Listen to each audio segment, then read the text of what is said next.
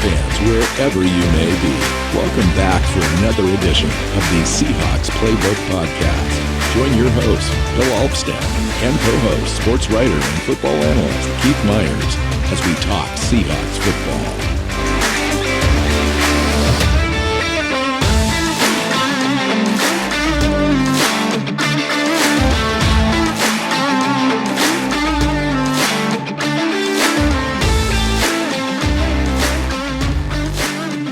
Hey, Seahawk fans. Welcome back to another edition of the Seahawks Playbook Podcast. I'm your host, Bill Alvstad, sitting down with Keith Myers. Today, we are talking Seahawks coaches, specifically on the defensive side of the ball. We had some changes finally happen on that news front this last week. A little bit of uncertainty left there, but it's mostly a done deal to lock in Clint Hurt, which was the defensive line assistant head coach for the Seattle Seahawks the previous 3 seasons. Looks like he's going to get that job. Keith, welcome into the show, man. Yeah, it's news if he does get the job. Whether you consider it good news or bad news depends on your perspective, but I'm not sold on it either way. But the better news, I thought, was that they're bringing in Ed Donatel, who was the Broncos. No, he was the Bears defensive coordinator. I always get the Well, he was the Broncos defensive coordinator he was the the Broncos last 3 years. I had him backwards. But yeah, he's been the Broncos defensive coordinator. Seahawks brought him in not as defensive coordinator, but he is going to be some sort of senior defensive assistant, probably the passing game coordinator for the defense. Unless they make one more move, unless they make more moves. Yeah. And so basically what it does is they know they're going to revamp the defensive staff. They know that Donatel's not going to be the defensive coordinator, but he is going to be a senior assistant. And the exact role that everyone settles down into will depend on what promotions happen or don't happen and what other assistants are brought in. I like the fact that they brought him in. He is a fantastic defensive mind, orchestrated that Denver defense that's been really good and was even really good this season after trading away Von Miller. In fact, they may have gotten better depending on. Well, they were third in scoring defense and eighth in yards allowed. Yeah, overall. So here's my take, Keith, and this is probably more unpopular than popular out there in Seahawks land. I don't know. Maybe among our listeners, maybe it's kind of in line. To me, this entire offseason is kind of the best case scenario. With Pete Carroll coming back, with John Schneider staying in position, with Russell Wilson saying, "Hey, I want to win, and I want to win Super Bowls here in Seattle. I'd prefer to stay." All that kind of stuff. I know there's going to be tremendous amount of noise with Russell Wilson in the offseason, but with those pieces kind of in place, and then the actual letting go of Ken Norton Jr., I thought was the biggest positive move in the offseason. We've talked about it for a couple of years. That happened. And then the speculation began. Is it going to be, they Seahawks came out and put together a short list, right after that, with Ed Donatel being up there along with Sean Desai, the defensive coordinator out of Chicago. So when that Nagy situation went down in Chicago, that coaching staff was dismissed. He's available now. Joe Witt, Dallas passing game coordinator, defensive backs coach, and then Clint Hurt, our own internal candidate at defensive line assistant head coach. It's a decent list. Obviously, they're looking for the Vic Fangio kind of line of coaching, which kind of changes the scheme a little bit, solidifies some of the things they were trying to do, brings in some voices. I'm okay with this approach. In fact, I think it's a really good idea. The whole thing to me, if it really works, especially the speculation is now that Clint Hurt has that job as defensive coordinator. He's got the respect of the players. He knows the scheme. He knows Pete Carroll really well. He's well respected. I think that I'm okay with that move, especially when you add the idea of Ed Donatel coming in. Ed Donatel's gone way back with Pete. And of course, we know that Pete's going to choose people that he respects. as well as has a relationship with, and that just makes sense at this point in Pete's career. They go clear back to Pacific University in 1983. He was Donatel, I think, was worked for Pete when he was at New England for that 1 year as a pass defensive coordinator, all that kind of stuff. And then Sean Desai, another respected mind, up and coming kind of guy, he's out there interviewing for defensive coordinator jobs, but they're drying up pretty quick, and they're pursuing him for a potential spot on the defense as well. Looks like maybe that pass defensive coordinator, defensive backs coach, and those three combined on that defense, along with Pete, kind of revamping this thing, plus retooling, having the opportunity to align the scheme with personnel this offseason. It's to me, it's a lot of potential. I mean, to get a better at all three levels of the defense. And I'm just really curious as to kind of what you think about that overall structure that they seem to have in mind now, as far as getting all, possibly, if Sean Desai joins, getting all three minds together along with Pete, just to really kind of make sure this thing works this next year. Yeah, I mean, the Vic Fangio like coaching tree aspect of this I find fascinating, because I don't believe Pete and Vic ever worked together. But Vic is also a Monty Kiffin disciple if you go back far enough. And Ed Donatel, who's part of the Vic Fangio coaching tree, also worked with Pete Carroll and Monty Kiffin at different times. So there's some overlap, but it's not direct, and they run different schemes. And so I find it kind of a fascinating turn of events, and we'll see what happens with it. My concern through all of this, I think that, because you can remember Clint Hurt worked in Chicago under Fangio before coming to Seattle. So yes, he's been in Seattle for the last 3 years, and he's going to bring, some of Pete Carroll stuff, but this isn't a guy that's been with Pete forever. This is a guy that you had a different scheme that he worked under forever and then came to Pete. So I think him being promoted doesn't preclude the fact that they'll change schemes. What concerns me is that Donatel is a great defensive coordinator. Desai, which I've been saying Desai for the last week and a half, but I think you're right. I think it's Desai, is an up and coming defensive mind. He's like the defensive Sean McVay, young guy, a lot of ideas, a lot of great ideas. Honestly, I'm excited about that, because once he's in the organization, I like the idea of that. So you got Donatel, who's an experienced and good defensive coordinator. You've got Desai, who's an experienced, smart defensive coordinator. And you've got Clint Hurt, who is learning the defensive coordinator job. And you've got Pete Carroll, who has his fingerprints all over the defense. I'm concerned about the too many cooks in the kitchen. Egos. Wow. I'm concerned about the too many cooks in the kitchen problem that they could have, that they just... It's going to be a challenge for Pete, especially and more specifically Clint, if this is all what happens, to get everyone's role established. That is well documented. Not let toes get stepped on. Make sure that communication between these four guys is done in just the right way to keep things organized, because when you get that many people who are used to being the decision maker together, it doesn't usually go well.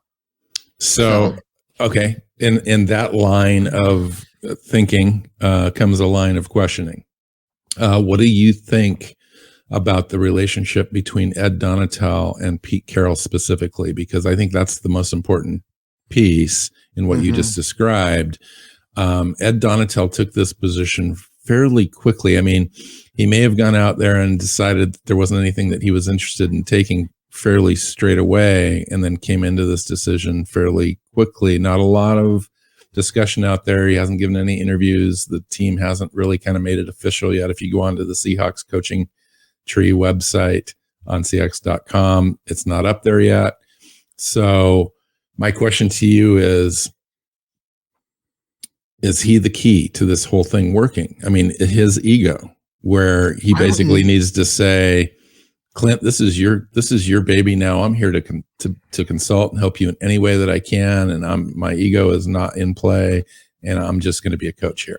So here is my take on that. So Ed Donatel is 65 years old.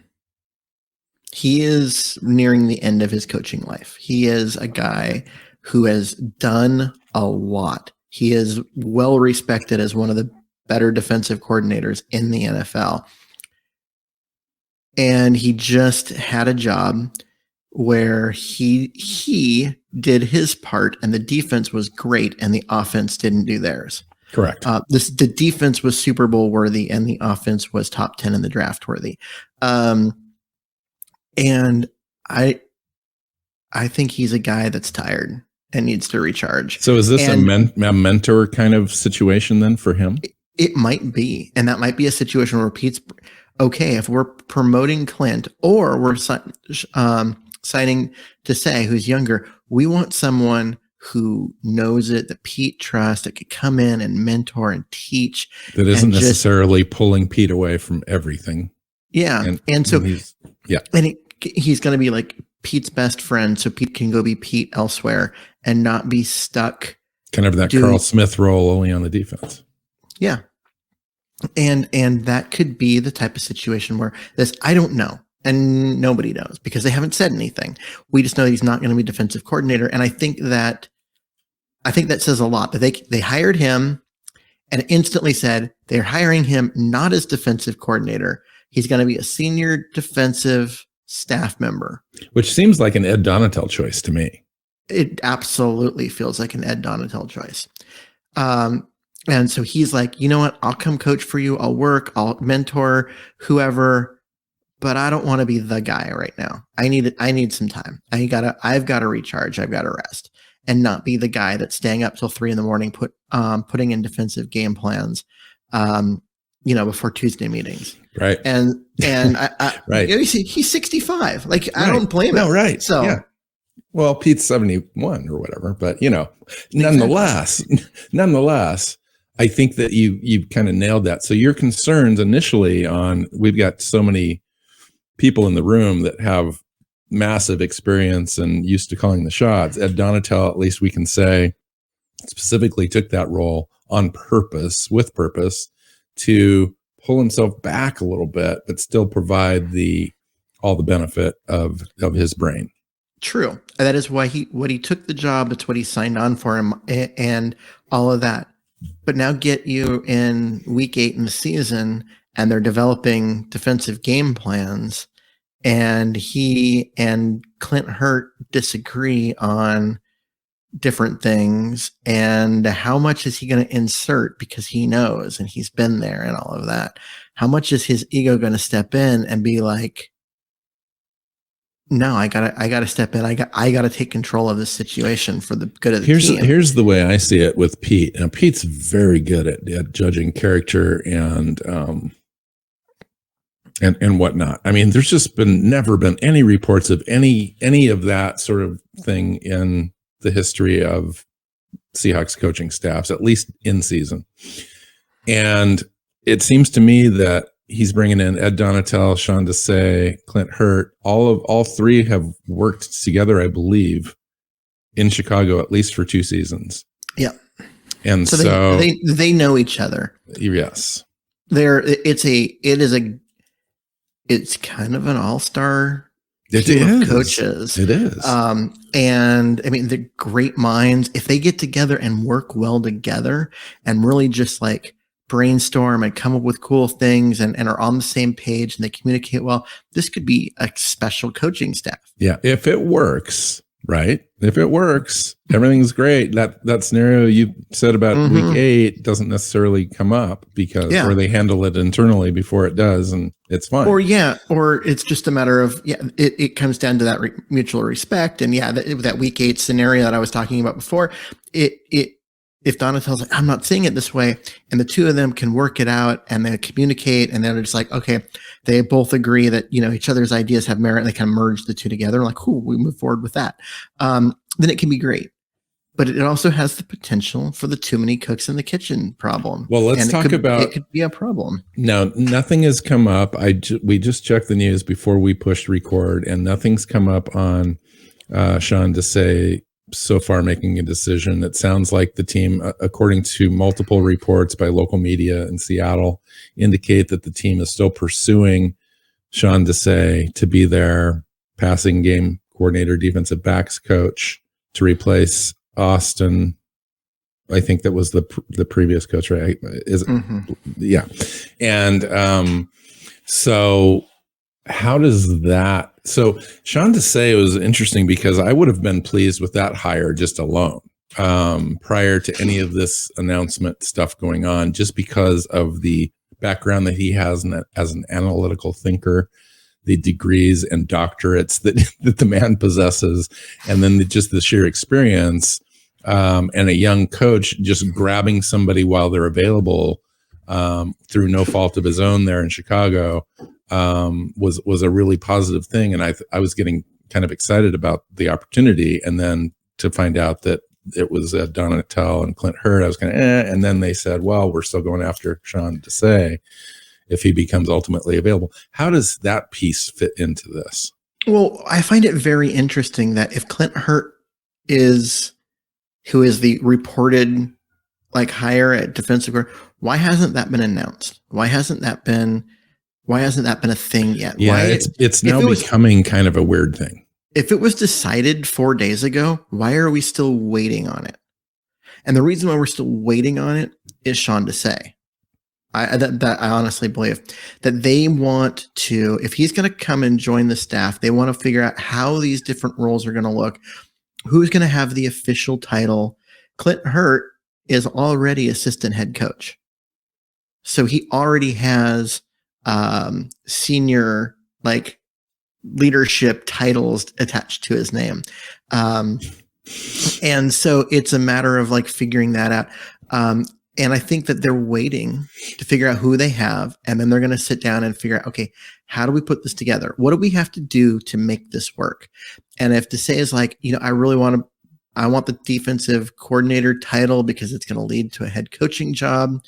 Donatel's not interested in that. He's been up for those jobs in the past and was like, nah, he doesn't want that. And Clint Hurd is still. I think he's still a guy that's earlier in his coaching career in terms of right. He's a defensive head coach, but he's also he's still a position coach. And so I think they're in different spots.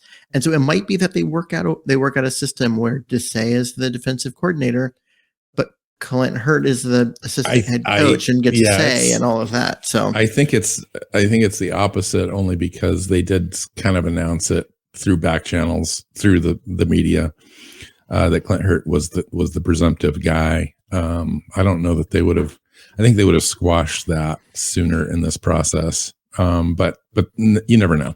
You might be completely correct. Why do you squash it? Because then if Desai says no, yeah, I think it goes elsewhere, then you do promote Clint Hurd. So you squash it and you damage the relationship with Clint Hurd. Pure speculation here. I would say that the opposite would be true, only because Sean Desai's options are shrinking and have shrunk, and really the opportunity with Ed Donatel and Clint Hurd and Pete Carroll in this defense is a genuine one. And I think that it would be advantageous for Sean Desai to come on, even if it was the passing game coordinator, defensive backs coach, for one season until other opportunities open up again next year. He would be like a prime candidate, I think. So, yeah. I think that's more likely.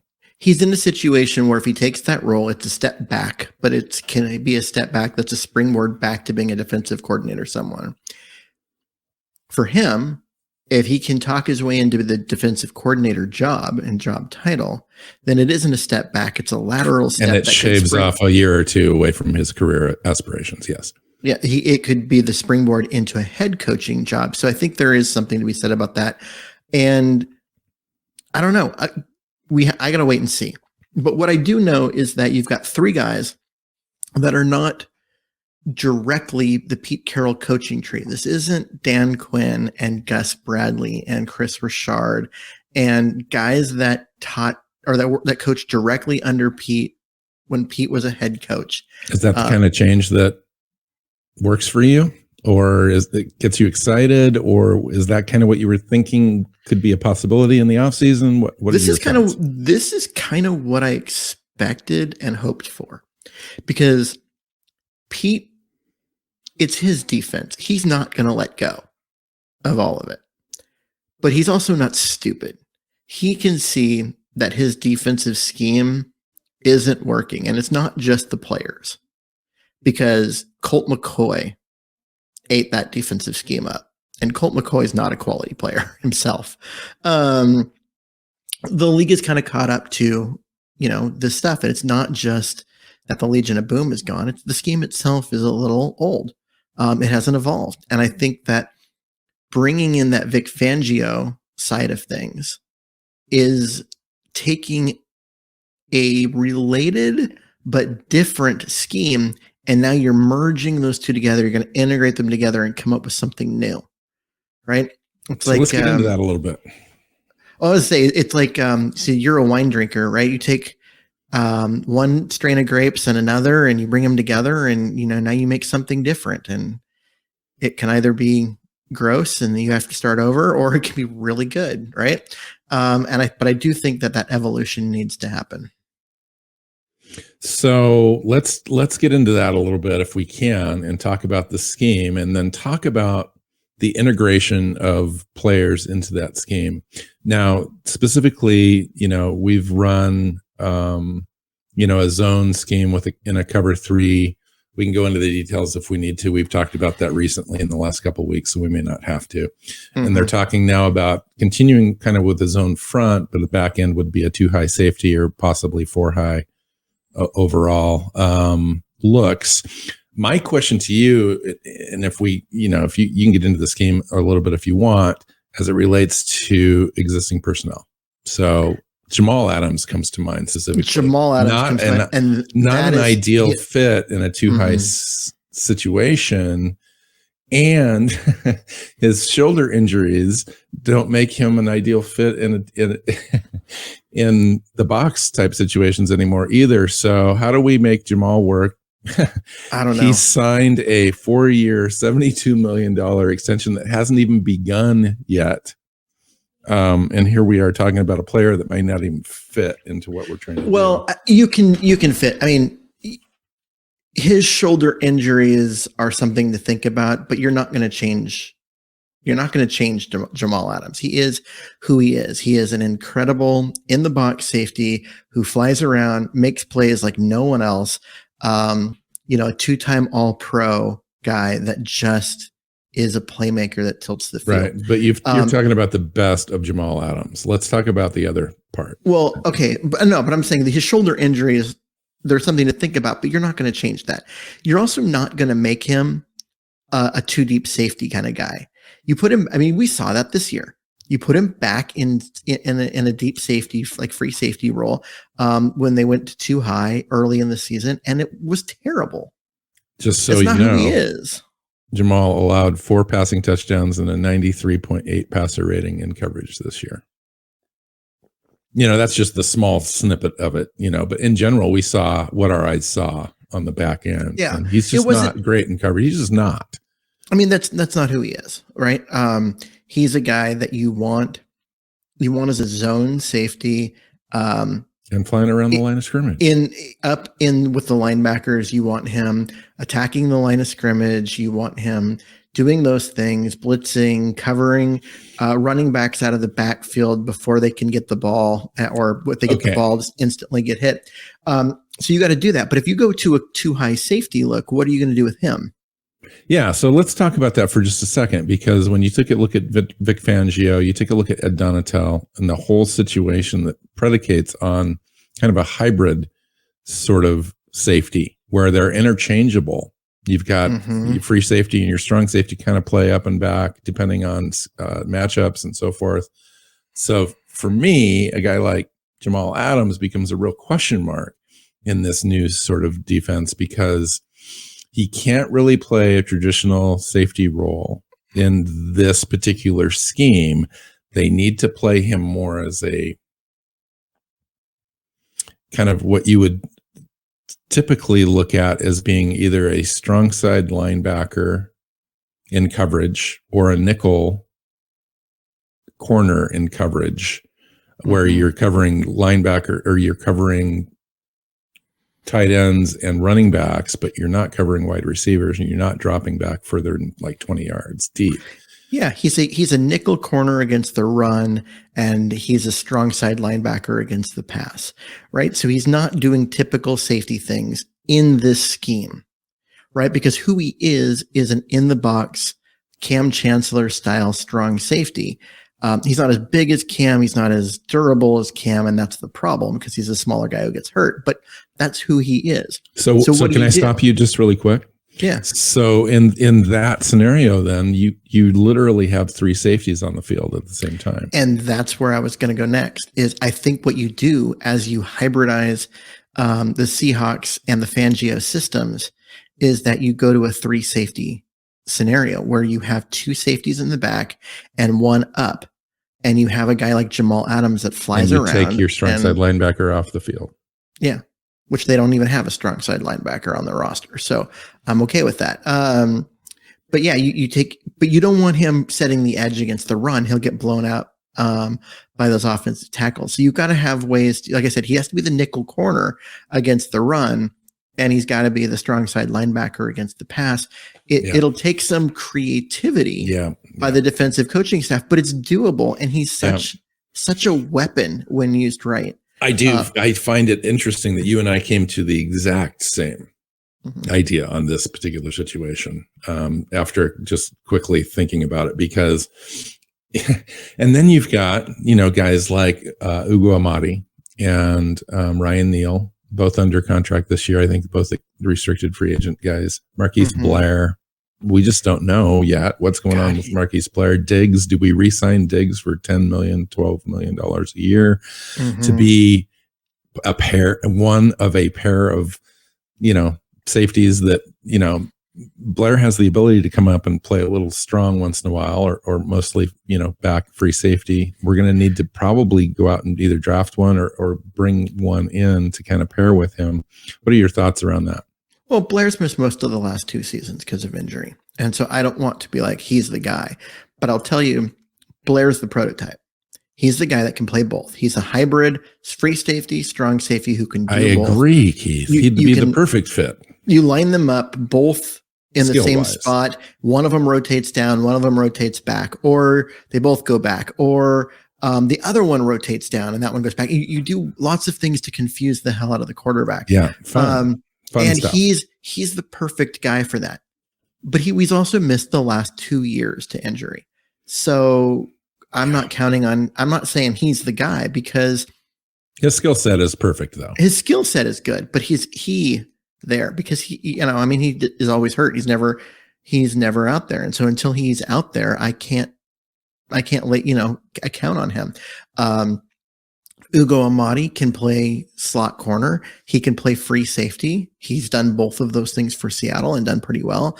But he's not a guy that rotates down into the box. So if he's out there as a free safety, he's staying back. So he's got some scheme restrictions, just like Jamal Adams, for opposite reasons. Yes. Diggs, on the other hand, can do all of the things. And in fact, at the end of the year, when everyone was hurt or on COVID, they actually did that.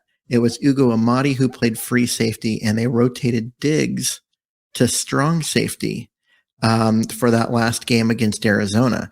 I found that to be really interesting. That they, that's how like this, and you know what? It worked pretty well. So having those two guys was not a bad combination. So, what do you think about paying Diggs though to be?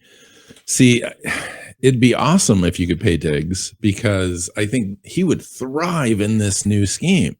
he would absolutely thrive with a little bit more help. I mean, he's already doing really well. He creates turnovers. He's kind of a ball hawk. He has a real nice command of what was happening prior this last year and the year before. Now, in this new scheme, the way that it kind of presents itself, he's got an opportunity really to kind of not have quite as much responsibility. Maybe he ends up having just as much, but he gets to share that with potentially another free safety back there helping him out a little bit, at least on one side, at least part of the time. Mm-hmm. What are your thoughts around that? I really like Diggs in any scheme. I think he's a very good player.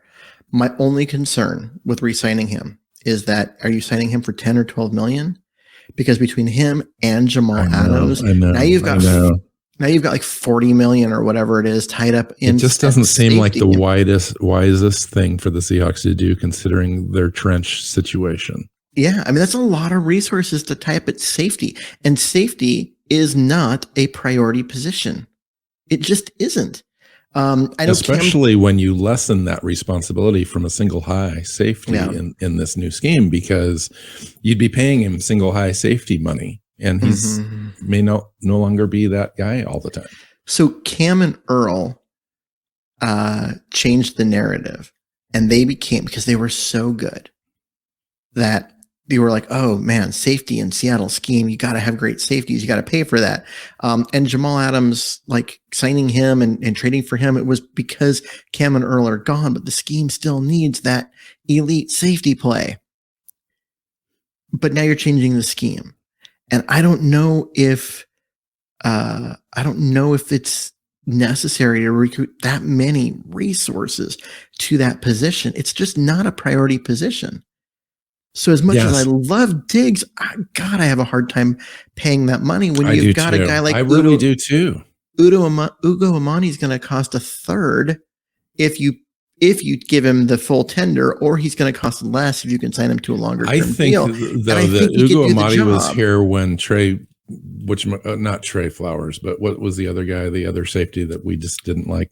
Tedrick Thompson. He was here when Tedrick Thompson was here, and the team still chose to play Amadi in the slot. So I'm not sure if the team feels like they have a real true free safety in Ugo Amadi, or if he's just not quite that, especially with the wheels getting sideline to sideline. But that's the thing. If you're going cover 3 like they have in years, I think they're right. You've got a guy that that's not his skill set. He's not the guy that's going to be Earl Thomas and go sideline to sideline and just make a million plays.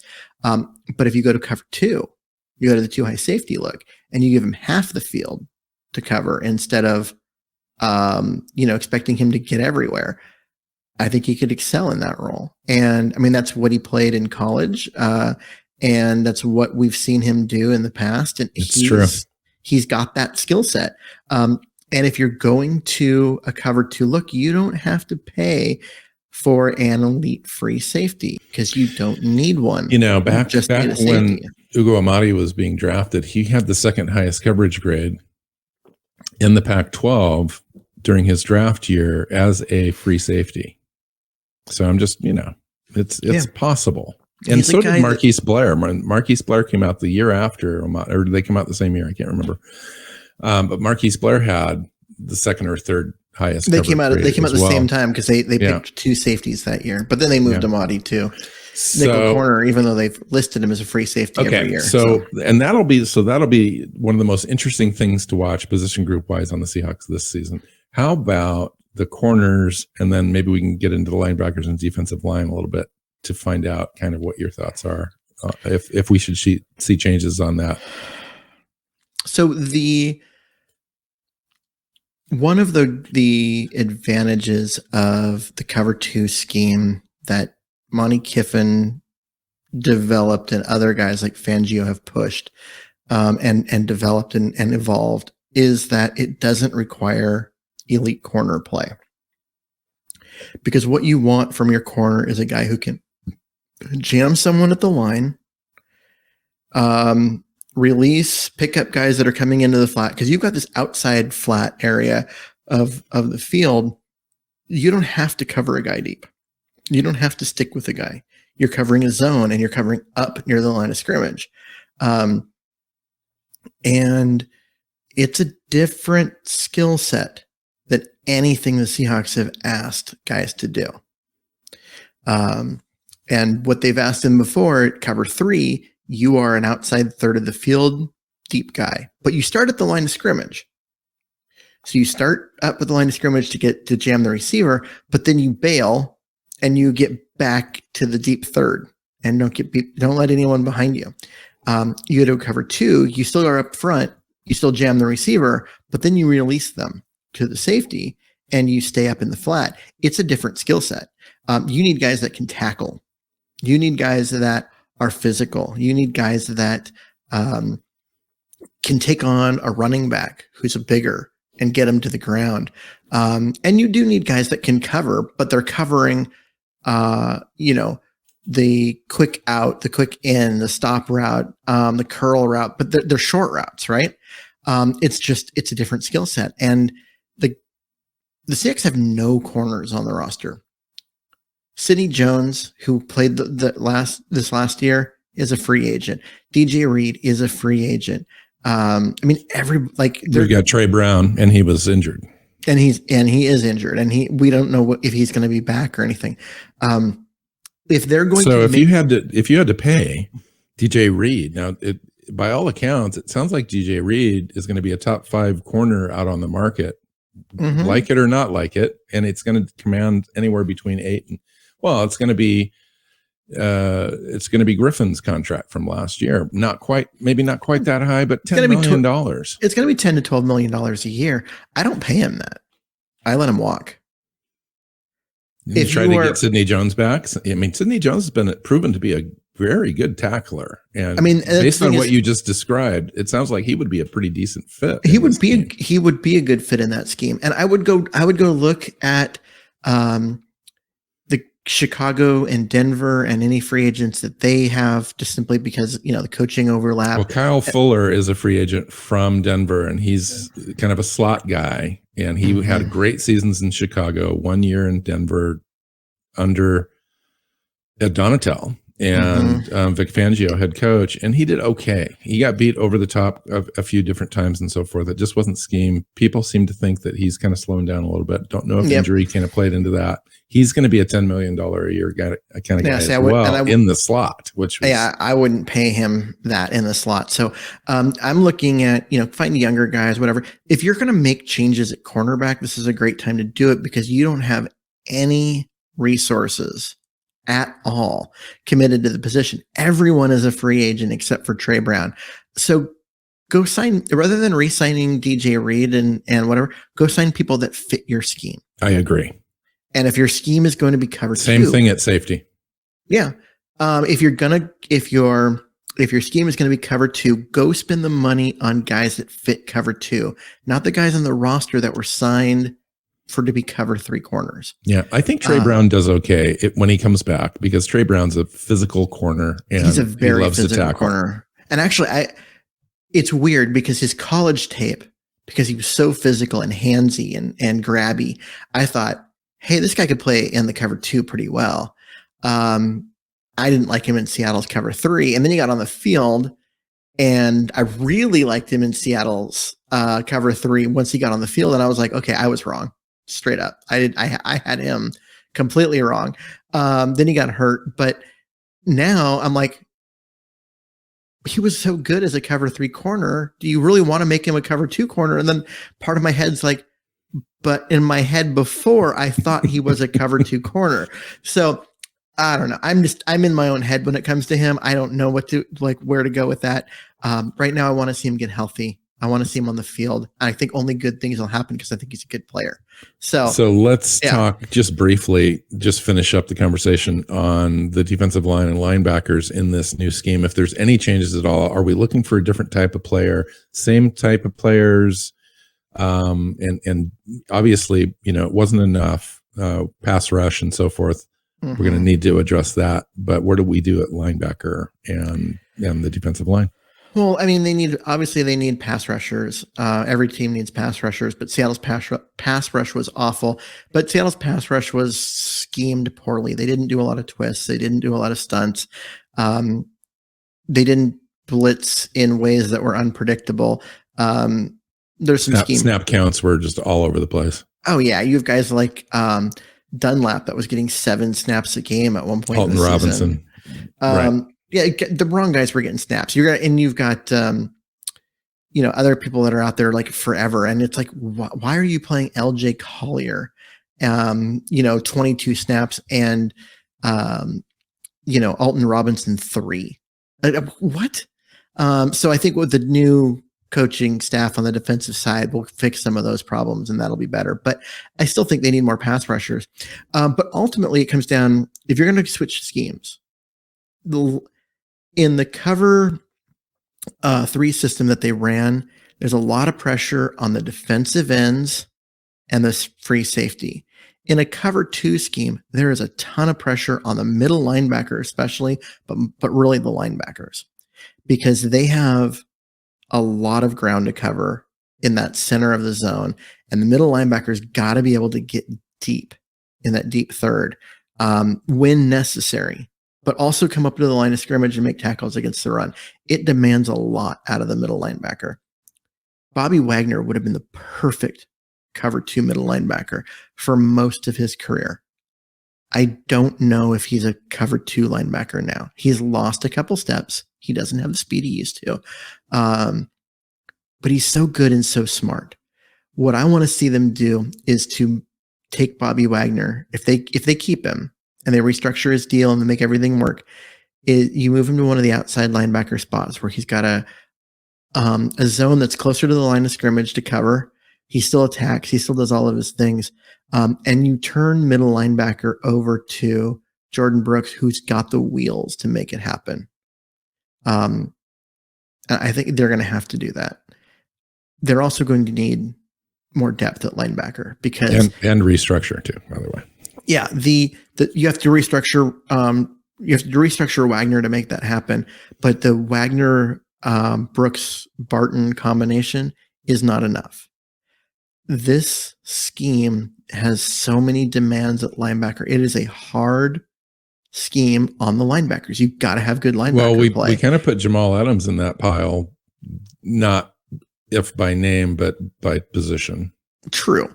And you're right. And so that would take some of the pressure off. But I'm just mean, okay, that would take a lot of the pressure off. But I still think they need more depth at linebacker, because linebacker in the old scheme, you could get away with having 2.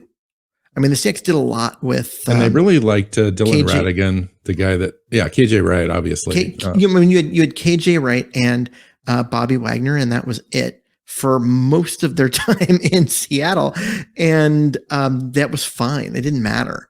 They could get away with 2 linebackers and not a lot of depth. But in this new scheme, they're going to need better depth at linebacker, because it's a scheme that's tough on linebackers. So, Interesting.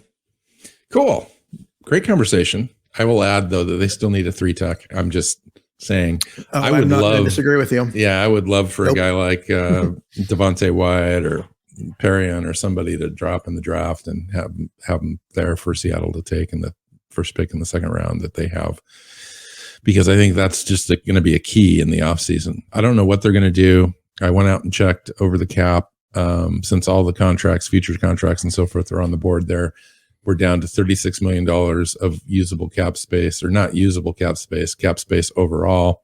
We're going to have to free up some stuff. I see a Bobby Wagner restructure on the horizon, whether he's retained or let go or whatever. If he's on the team next year playing for the Seattle Seahawks, his contract is going to be restructured because they need to free up some money. It won't be a $20 million cap number for him.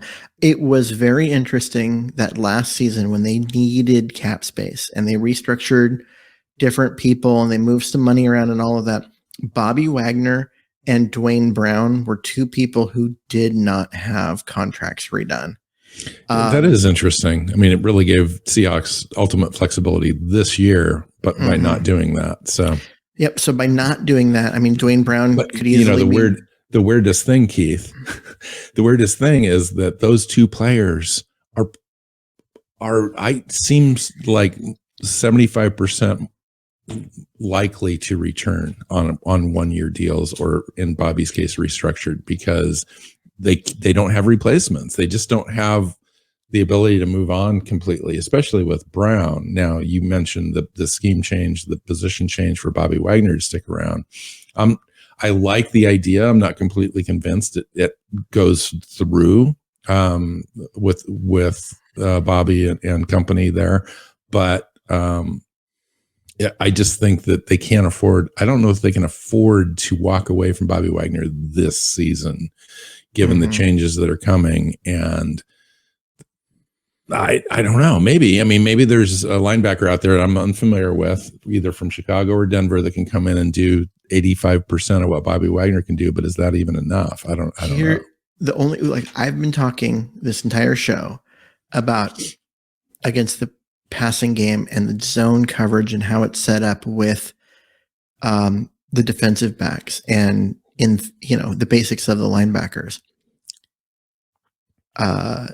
There's another wrinkle here, and that would be a conversion to a 3-4. I mean, go look at the Bears. A full-on conversion, not a hybrid, Seattle's been kind of running a little bit of. Like last year, they switched to more of a bear front where you had almost 5 guys on the line, 3 guys, right in the center. It was all designed because you've got the McVay and Shanahan running games outside zone. So they came up with this. Yes. That the bear front was how they were going to attack it. Correct. Okay. So it kind of worked, but it struggled at other points. Stopping the run, we did okay, but man, we were terrible at getting to the quarterback and all sorts of other things. And personnel wise, you ended up having defensive ends drop back into coverage 30 yards downfield and all that kind of stuff. We can't see that anymore. It just visually, I do not want to see that anymore. And I certainly don't want to see Brian Monet back in coverage. I'm sorry. Right.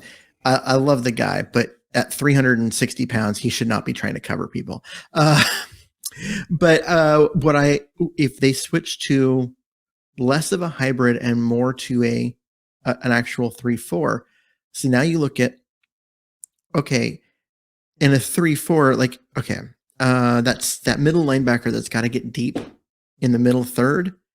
In a 4-3, that's your middle linebacker. In a 3-4, that could be either of your interior linebackers. Maybe, and that's the way that you get around it, and you let Brooks be the guy that goes do that without asking Bobby Wagner to change positions, letting him continue to be the quarterback. Fellow. Letting him continue to do all the Bobby Wagner things that he's awesome at, but not asking him to get 30 yards downfield and cover the center of the field, because I don't know if he can do that anymore. And so can you imagine like Taylor out there as well, and Jamal Adams? You could have a linebacker core of Wagner, Brooks, Taylor, and Adams coming at you. Yeah, and in that situation, if they go to a 3-4, and I want you to think back to the 3-4 defense that San Francisco ran under Harbaugh, right? That was a single gap 3-4, which is weird and everything, but it worked. You had Aldon Smith, who was your pass rusher, coming off the edge as an outside linebacker. Okay, there's your Jamal Taylor role. And then you had on the opposite side Ahmed Brooks, who was the strong side outside linebacker, who was great in as far as dropping back and making tackles against the run and doing these other things. That is a recipe for using Taylor and Adams in a way that really makes sense for their talent sets. I agree. The hard part of that, do you have the defensive line to make it happen? No, we do not. We do not. You got Poona Ford, and that's it. Let's be honest. That's it. Because you don't have the guys. The defensive ends in a 3-4 are kind of hard to find, because you need guys. Yeah, you need more athletic. You need guys that are 280 to 290 that can disrupt and do all sorts of things. And the only one they had on the roster that kind of fit that was Rasheem Green, and he's a free agent.